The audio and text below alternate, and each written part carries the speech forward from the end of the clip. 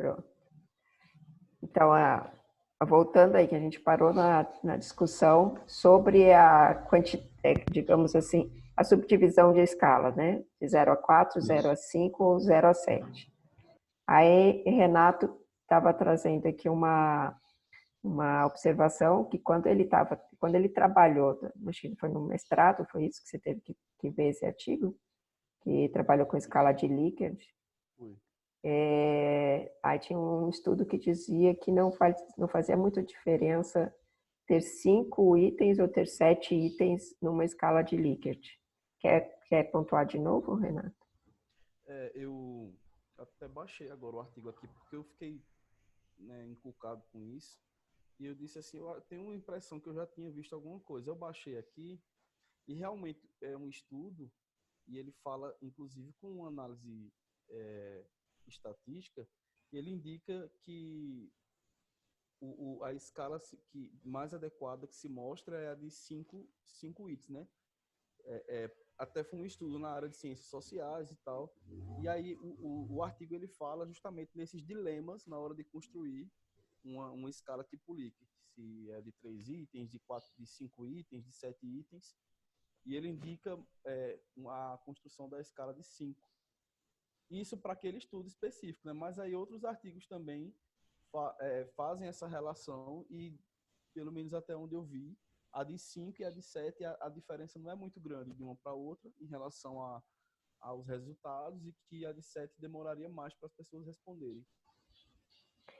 Inclusive, lembrando que a Jéssica, ela também usou a escala de Likert no mestrado dela, e ela usou só 4, porque ela não tinha aquela proposta no meio que você fica em cima do muro.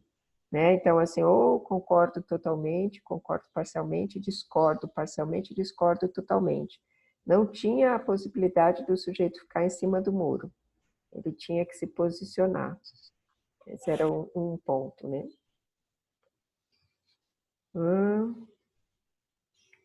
Que mais que você estava falando, Luan? Eu nem lembro mais. Mas tem a ver com a ideia de alguns questionários, quando trazem essa escala, eles especificarem, né, que 1 é para tal resultado, 2 para isso, 3 para aquilo. E aí você escolhe, dependendo da sua sensação, você escolhe o número que melhor descreve. Uhum. E esse de 1 a 7 que você mostrou, ele aparentemente não descreve, né? Ele só diz assim, julgue o que mais se adequa de 1 a 7. Correto? Exato. Ele também fala assim, por exemplo, o quão verdadeiro isso é para mim, o quão bom, sabe? Aí, numa escala de 0 a 7, para você colocar, ele cita isso em algum lugar do texto, se eu não estou enganada. Uhum. Esse de 0 a 7, pelo menos não tem como ficar em cima do muro, né? Quanto verdadeiro é.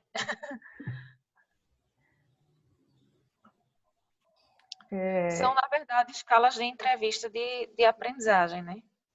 No caso, no texto, quando ele fala dessas escalas, ele se refere à questão da aprendizagem. Agora, o diário, realmente, ele não especificou as perguntas, não. Aliás, nenhum ele colocou a pergunta em si, em nenhum desses métodos.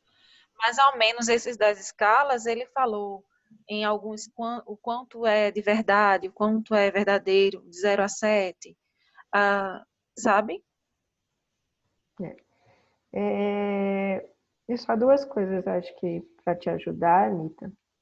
SRL é aprendizagem autorregulada. Isso.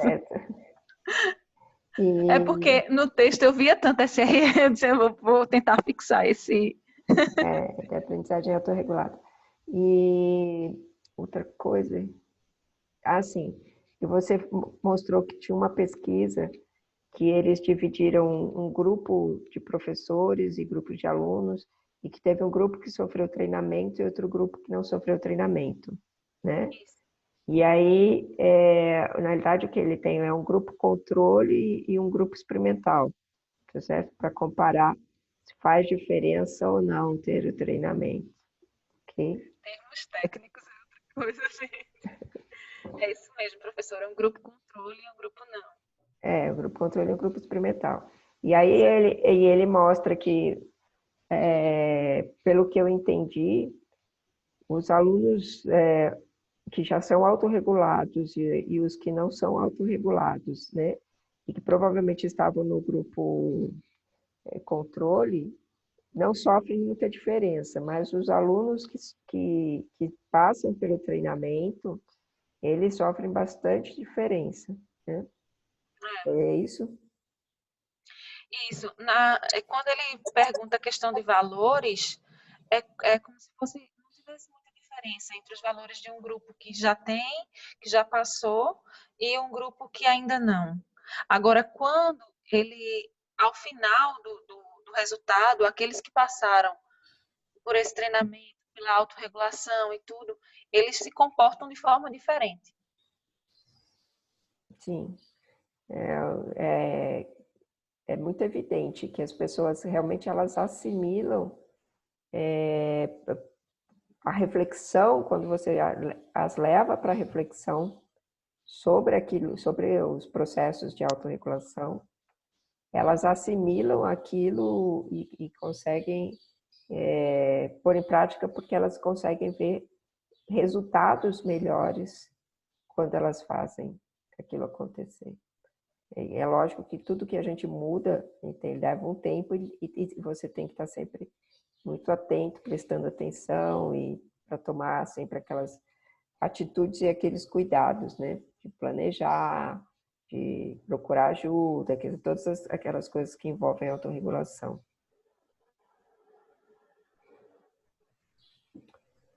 Certo? Mais alguém tem alguma dúvida?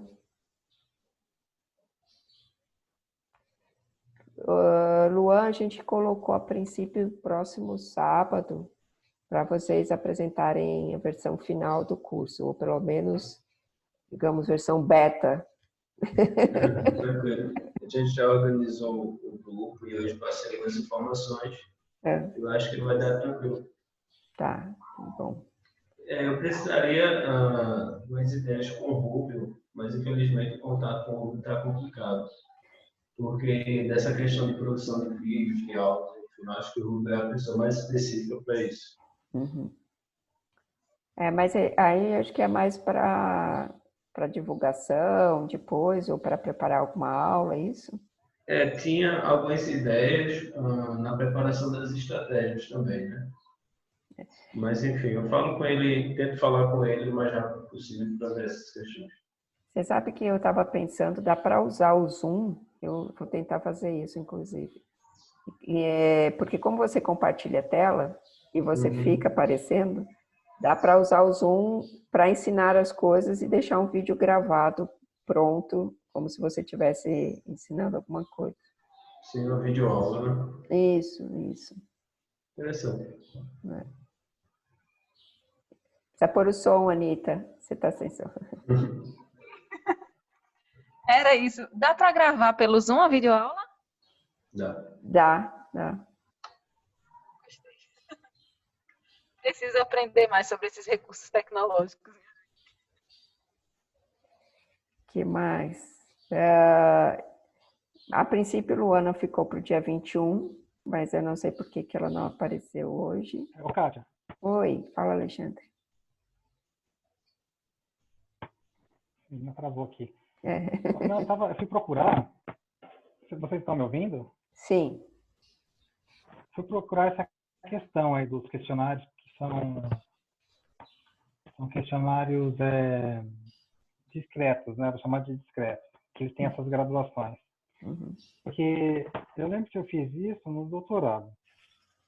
Então, eu lembro que eu peguei, por exemplo, eu fiz um estudo preliminar, e nesse estudo preliminar era um questionário com 5 opções. Então, eles respondiam essas 5 opções, eram questões fechadas. E depois eu fui fazer as entrevistas. As entrevistas foram feitas de acordo com esse estudo preliminar. O questionário, eu atingi acho que quase 250, 300 alunos. E nas entrevistas eu peguei de 12, 13, alguma coisa assim. E aí para a análise desses questionários com 300 alunos, eu usei um modelo, eu fui procurar um nome aqui, que é um modelo matemático chamado modelo de Rasch, R-A-S-C-H. E eu lembro que esse livro, é um capítulo do livro que ele comenta isso. Ele fala que o ideal é pegar de 3 a 7. As 7 Escalas. as 7 opções, as 7 graus, 7 escalas, exatamente. E, por exemplo, quando você categoriza na escala 5, não quer dizer que o aluno esteja naquela categoria. Quando ele opta pela categoria 5, não quer dizer que ele esteja naquela. Se for de 1 a 7, né? Mas ele pode estar na 4 ou pode estar na 6. Uhum. Mas ele não pode estar, por exemplo, próximo à categoria 2. Uhum. Né? E aí ele vai comentando isso. Eu não lembro detalhes, mas eu lembro que realmente é um modelo, existe um modelo que trata, um modelo estatístico. Agora, é muito interessante isso, é muito interessante. Porque no meu caso, por exemplo, o questionário que eu vi aí que você mostrou, o questionário que foi sugerido, é um questionário que alguém já veio fechado para a gente responder, Uhum. né? Que é o questionário que vocês mandaram por e-mail e tal.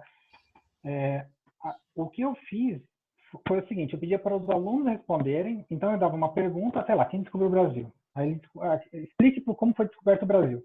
Aí ele colocava lá 2 ou 3 linhas, e naquelas linhas eu ia pegando evidências, e eu categorizava.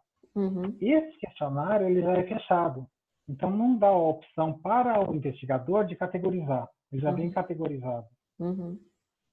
Agora, eu não sei ao certo qual é a diferença de um para outro, porque um deles é o investigado que já dá a resposta, já dá a categoria, digamos assim. E no outro, é o investigador que categoriza. Sim, sim. Mas tem um modelo, que esse modelo... Eu estava procurando aqui, eu falei, mas tem esse nomezinho que eu não lembrava o nome. Chama modelo de hash, eu posso depois colocar a referência. Sim, é uma boa. Os autores do livro são 2 autores, um autor chama Bond e o outro chama Fox. Vou procurar direitinho, se vocês quiserem, eu posso colocar também. Sim, é bom. É bom. A ideia desses questionários para autorregulação, né? Como a Anitta trouxe aí até numa linha do tempo, primeiro aparece o LACE e tal, porque eles começaram nessa pesquisa de tentar compreender o que era autorregulação, e aí eles tinham que tentar mensurar a autorregulação, né? Como ele é um construto muito próprio, como é que eu faço isso? Então, eles criam essas afirmações que tentam fazer o sujeito dizer se ele se aproxima de uma coisa ou se ele aproxima de outra, né? Nessas afirmações. Eu acho um pouco perigoso, porque muitas vezes o sujeito ele responde para aquilo que seria o ideal, mas não para aquilo que ele faz, né? Então, assim, a afirmação vem: eu sempre estudo todos os dias para não deixar acumular conteúdo. E às vezes o sujeito fala assim, isso é o ideal, eu respondo sim, ele responde, eu concordo totalmente, mas quando ele não faz aquilo. Então, aquilo é um questionário de atitudes e que o sujeito, às vezes, ele sonega a verdade das atitudes dele. Então, eu acho meio perigoso, principalmente na nossa cultura, que na nossa cultura nós estamos acostumados a responder o que os outros esperam que a gente faça, não a entender que aquilo está me ajudando a compreender como eu sou ou não autorregulado. Vai, Thaís, fala. Eu estava querendo chegar exatamente nesse ponto. Estava ouvindo a discussão aqui, né, acerca do questionário, o texto que... Eu esqueci o nome da menina aí, que leu. Anitta, o texto que a Anitta apresentou. E eu entendo assim, a preocupação de ter uma forma de mapeamento de como esse aluno ele tem essa autorregulação, de como ele tem essa autoobservação, de como é seus estudos, e etc. Tudo foi discutido. Porém, eu tenho uma crítica e é mais uma inquietação com esse tipo de questionário, porque a gente acaba querendo mostrar sempre o mais aceitável. Eu acho que a gente acaba sabotando a nós mesmos nesse tipo de questionário. Eu sei que atualmente é o único modo que a gente, pelo menos que eu tenho visto, né, de fazer esse rastreamento. E aí é uma inquietação minha mesmo. Como é que eu vou fazer para rastrear, para identificar como é essa autorregulação, sem que haja tanta margem de erro, entendeu? Tem a angústia de tentar minimizar isso. Agora, o problema é de que forma? Eu acho que, atualmente, o questionário ele tem sido útil, sim. Ele tem sido uma ferramenta muito útil, mas que acaba tendo essa possibilidade aí de um enviesamento diferente para aquilo que eu pretendo, que eu acho mais coerente e aceitável. Sempre tem a sensação que não é totalmente fidedigno, né? Pois é, eu estava respondendo aquele que mandaram no grupo, eu digo, eu estou fazendo isso aqui certo ou eu estou burlando para parecer bom? Exato. Eu penso assim, tem que ter um cuidado ao se responder e um cuidado também ao elaborar a questão, porque o pesquisador também tem que ter se podar, né? Para não induzir opções que remetam àquilo que ele gostaria ao final do resultado final. Então, tem que ter um cuidado ao elaborar e um cuidado ao responder. É muito difícil, realmente, Thaís. Veja, a gente consegue ter esse tipo de racionalidade, esse tipo enfim, mentalidade da gente dizer, rapaz, será que eu estou burlando isso aqui? Mas vamos pensar no nosso aluno. Nosso aluno, ele vai querer burlar mesmo, ele vai querer fazer da melhor forma que o professor quer, aquilo que o professor espera. É muito complicado, enfim, né? É uma angústia. Eu não sei você, mas eu achei esse último questionário que a professora colocou no grupo muito parecido com algumas perguntas, na realidade, muito parecidas com a do Laço. Se repetindo. Algumas coisas assim, eu digo, gente, isso aqui eu já respondi naquele lá do Laço. Eu não respondi no Laço, não, por isso que eu não senti isso. Quem respondeu o Laço e respondeu isso? Bom, deixa eu só colocar algumas coisas assim.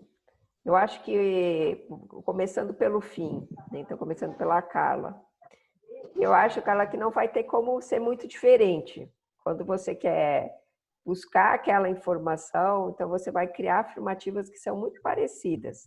Inclusive porque a Ana Margarida Veiga Simão, que é a autora desse questionário que nós recebemos essa semana, ela também trabalha com o LACE, né? Então, ela também tem uma escala, porque assim, o LACE são 60, depois tem escalas específicas, né?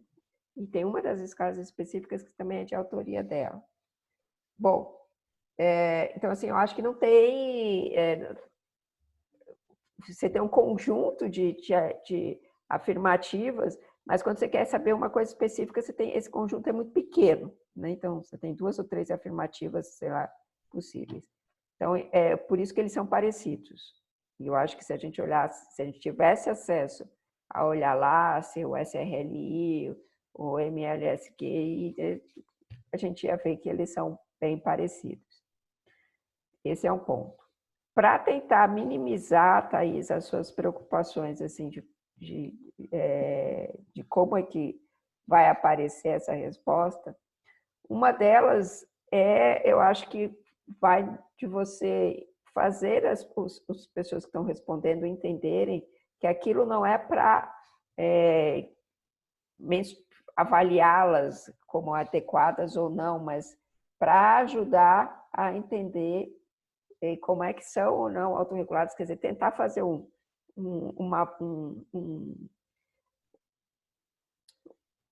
uma percepção de quem vai responder, de que responder com aquilo que é mais próximo da verdade, daquela maneira que ele se comporta, vai ajudá-lo mais do que fazer o contrário, né?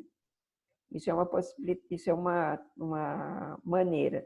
Tanto é que a Célia ela aplicou o LACE em um número assim, muito grande de alunos lá na UFPEL.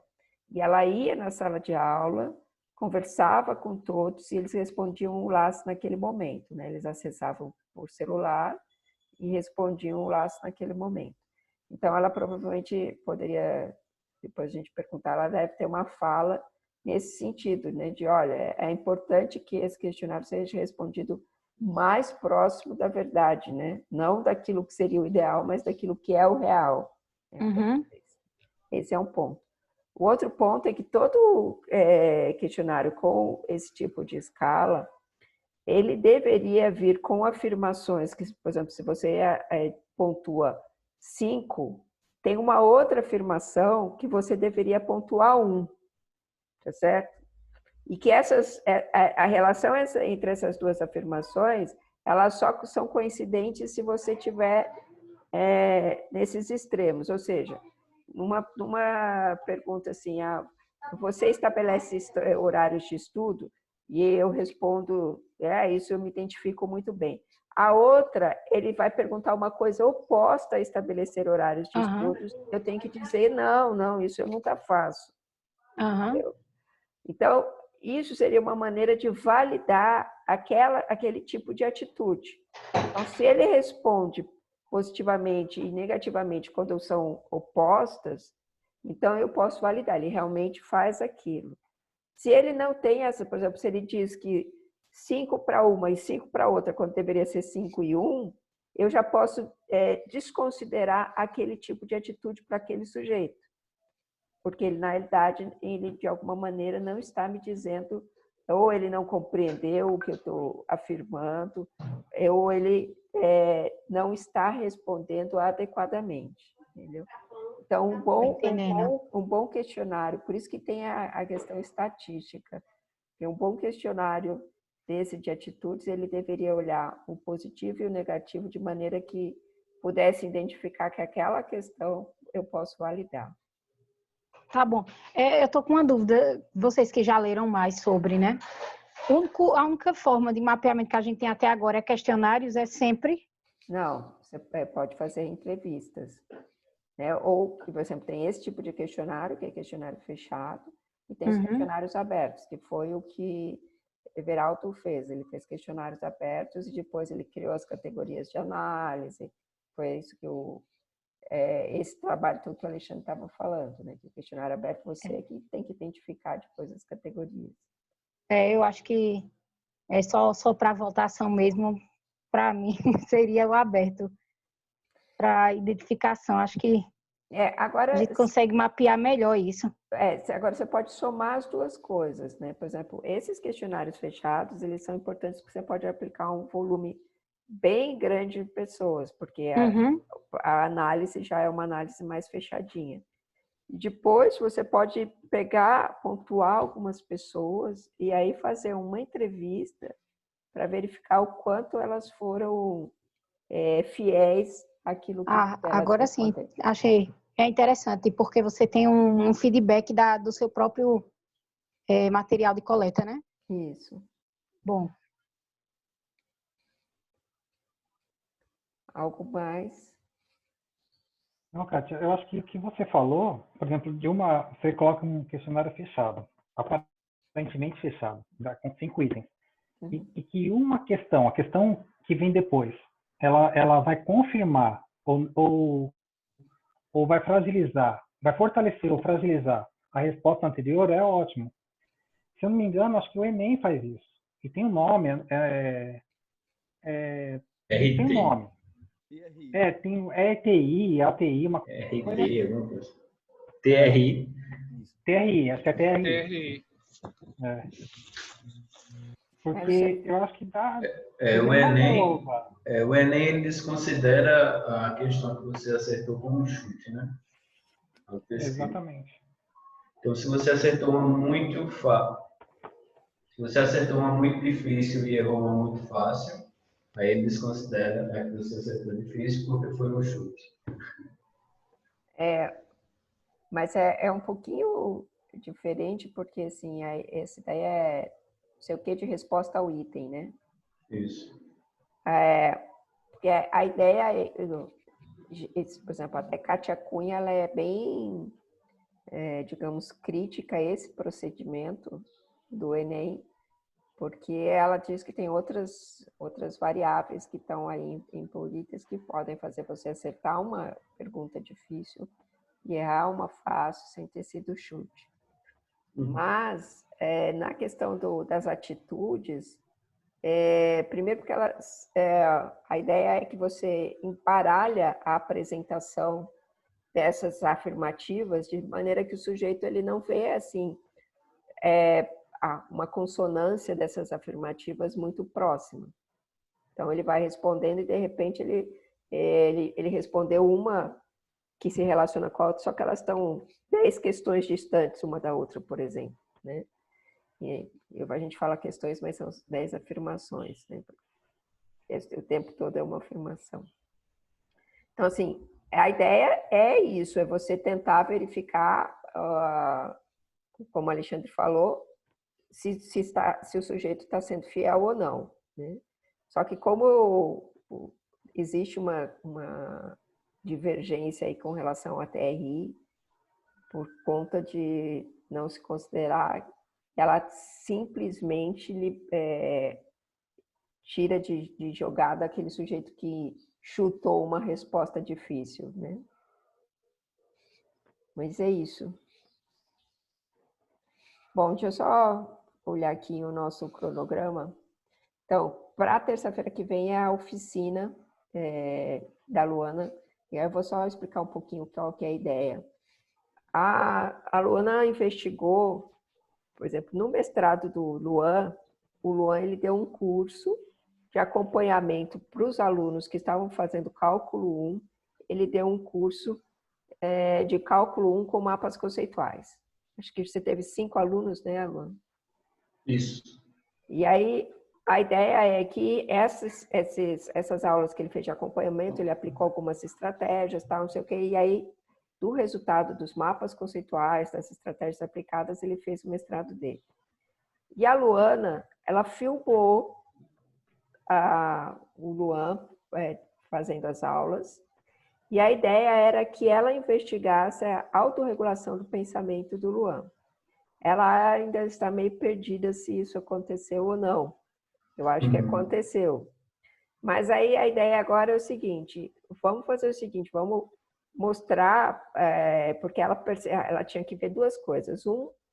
Se as estratégias usadas, né, se o mapa conceitual ele era uma estratégia que propiciava momentos de argumentação, né, se é uma estratégia que dava start para a argumentação, e qual das estratégias que Luan usou poderiam contribuir mais para isso. Ela conseguiu identificar isso. A segunda etapa da identificação era se estava havendo autorregulação do pensamento. Isso ela ainda não ficou muito feliz com o resultado. Mas eu falei assim, vamos fazer o seguinte, vamos fazer um treinamento usando esses momentos em que você percebeu que tinha, digamos...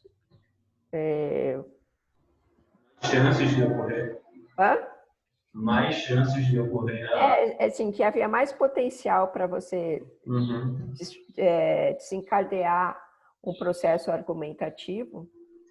E aí ela vai tentar ensinar que estratégias, como é que você percebe isso, que estratégias você tem que usar. Então, ela vai tentar ensinar para a gente como que a gente pode transformar uma estratégia de uso de mapas conceituais numa estratégia potencialmente argumentativa também. Gostou, né, Thaís? Perfeito, perfeito. Então, ela vai estar preparando isso para terça-feira. Eu espero que aconteça. Também, estou curioso para saber onde é que pode melhorar. Como ela já tinha falado antes, né? Apenas essas indicações que ela já foi falando, eu já fui caindo um pouco na real, que de fato, isso realmente poderia fazer diferença e tal. Eu estou curioso para saber a análise que ela fez e aprender cada vez mais com isso. E aí a gente vai gravar também, depois a gente vai analisar bem a participação. E ver se a gente tem como ver a autorregulação do pensamento. Eu acho que tem. Ô, Kátia. Oi. Esse curso que ela vai dar, ela vai estar, no caso, avaliando também a gente, no caso, depois? A gente vai tentar ver se consegue ver a autorregulação do pensamento. Massa. Eu acho que eu vou atrapalhar, não? Trabalho não. Eu prometo ficar quieta.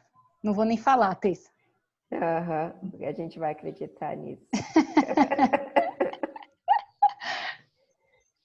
Tá bom? Tá bom. Então vamos fazer o seguinte. Isso será na terça-feira, a princípio 4 horas da tarde?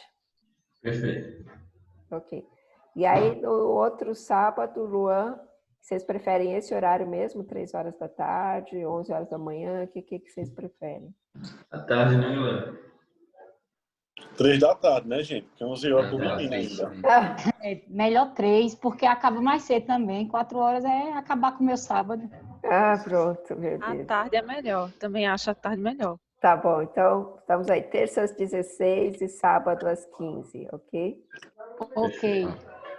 Obrigada, Tchau. gente. Até mais. Tchau. Bom resto de final de semana a todos. Igualmente. Valeu, pessoal. Valeu.